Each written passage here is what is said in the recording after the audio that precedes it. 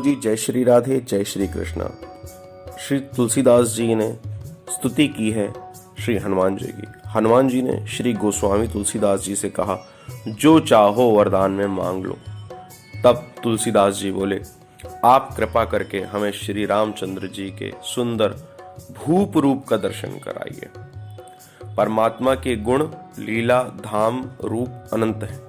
यहाँ पर तुलसी बाबा ने कहा है भूप रूप के दर्शन कराइए। उसी के लिए मेरे नेत्र सदा लालायित रहते हैं। श्री हनुमान जी ने संकेत किया कि चित्रकूट को जाओ, वहीं तुम्हें उनके दर्शन होंगे। उसी दिन से दर्शन की लालसा बढ़ गई। चित्त को सावधान करके तुलसीदास जी ने चित्रकूट की ओर प्रस्थान किया।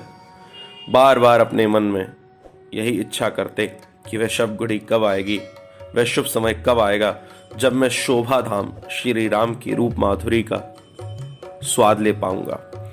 एक दिन श्री राघवेंद्र सरकार एवं लक्ष्मण जी दोनों भाई घोड़ों पर चढ़े हुए आपके सम्मुख आए, अर्थात तुलसीदास जी के सामने प्रकट हुए घोड़े पर बैठकर।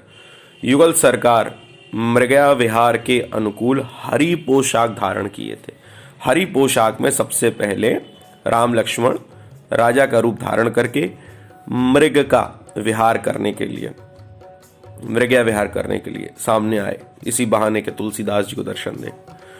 गोस्वामी तुलसीदास जी ने उन्हें देखा, पर वो सोचे कि ये तो कोई शिकारी है।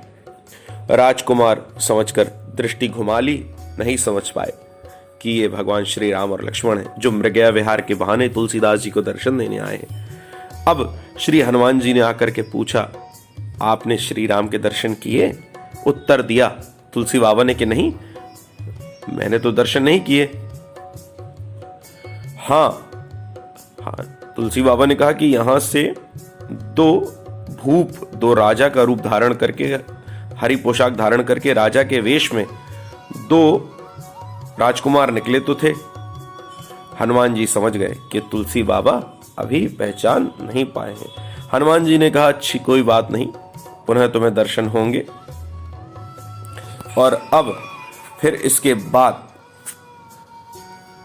कैसे श्री राम जी ने तुलसी बाबा को फिर से दर्शन दिया, उसकी कथा मैं आपको सुनाता हूं।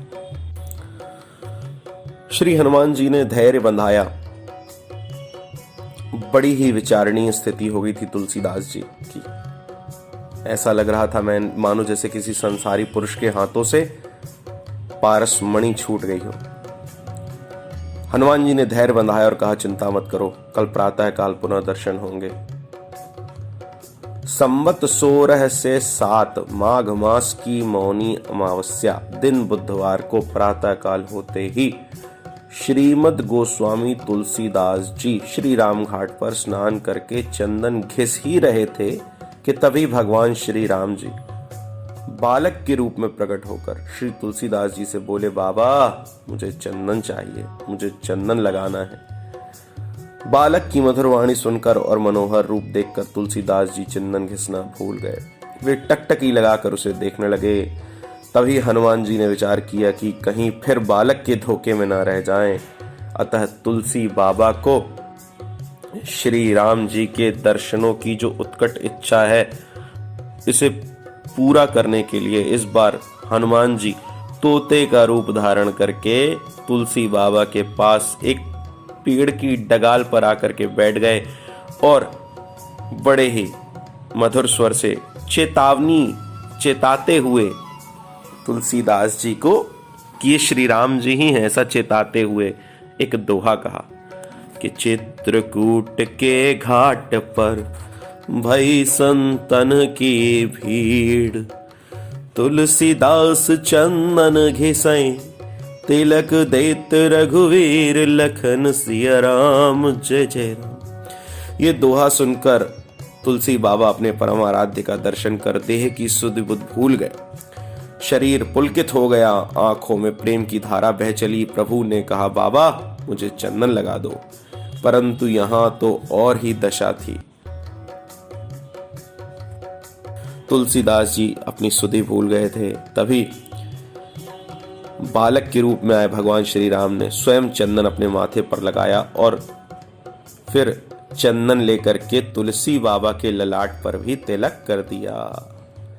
मानो इसी व्याज से उन्हें भक्त सम्राट, कवि सम्राट तथा सबका हृदय सम्राट बना दिया। आप लोगों ने सभी ने सुंदरकांड में एक प्रसंग आता है, पढ़ा होगा कि तिलक तहीं सारा। विभीषण ने जब भगवान की शरण ले ली और कह दिया मेरा कोई नहीं है, तो राम जी ने तिलक लगा दिया और श्रीलंका, जिसे आज हम कहते हैं लंकापुरी का सम्राट बना दिया।